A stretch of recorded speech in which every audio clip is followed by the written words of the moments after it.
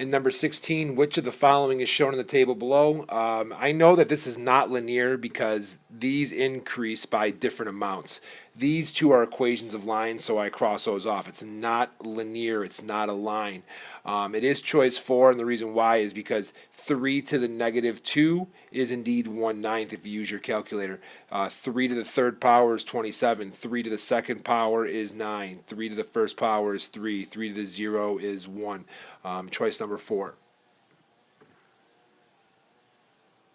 Given the functions h of x and j of x, I like to call this y1, I like to call this y2. Which value of x makes them equal? So what I recommend automatically, or immediately, excuse me, is to put this into your calculator. To find absolute value, you're going to hit second 0, which takes you to catalog, and the very first option is ABS, which stands for absolute value. So now your absolute value pops up. I put x in the parentheses, and now I'm going to hit graph. Now we're going to take a look at which x value do these intersect. It looks like they're saying 2 and 3 and negative 6. 1, 2, 3, 4, 5, 6. Not negative 6. It looks like it's not 2. It looks like it's not 3. By default, it looks like it's negative 2.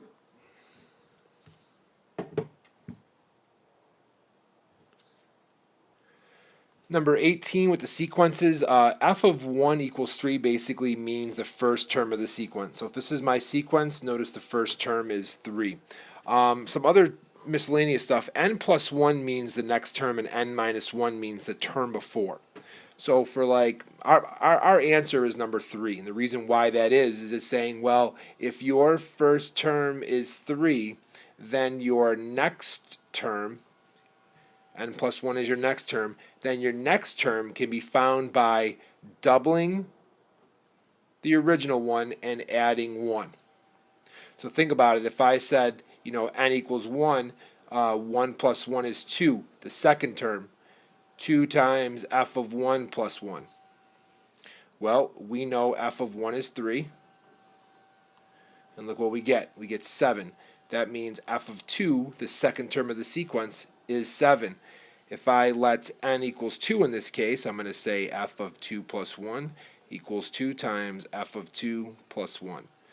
So you see how when I plug in the 2, I get 3, but with just the n, it says f of 2. So this is the next term because of that plus 1. F of 2 we found previously to be 7. So notice how it's just doubling the previous term and adding 1.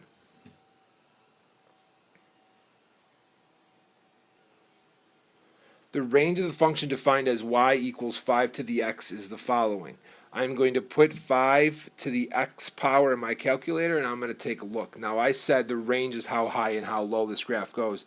You really can't see it, but this graph tends to run along this x-axis. So it's only going as low as y equals 0, and it's going as high as y equals infinity. So we're going to say y is greater than 0. I know it's not this one because we should know that exponential graphs, unless they have a transformation, exponential graphs do not cross the x-axis.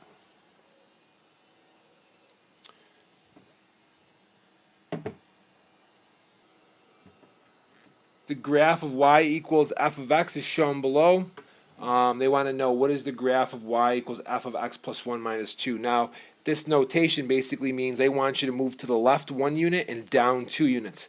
Now, I understand that this says plus and you're tempted to move to the right, but we have to move to the left because we're looking for the 0 of the function. We're looking for the value that makes it equal to 0, and that's got to be the opposite. Okay? But we're only doing that when we're moving left and right. When we're moving up and down, okay, if it says minus 2, then we're moving down. So in the left and right direction, okay, these signs have got to be opposite. But when you're moving up and down, when it says minus 2, you're moving down. If it said plus 4, you're moving up.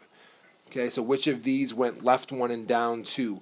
Left 1 and down 2.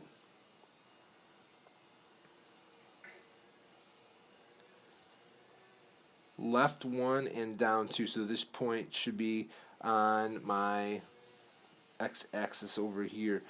So left 1 and down 2. So that point should be at left 1 and down 2 should be right there. So choice number 1.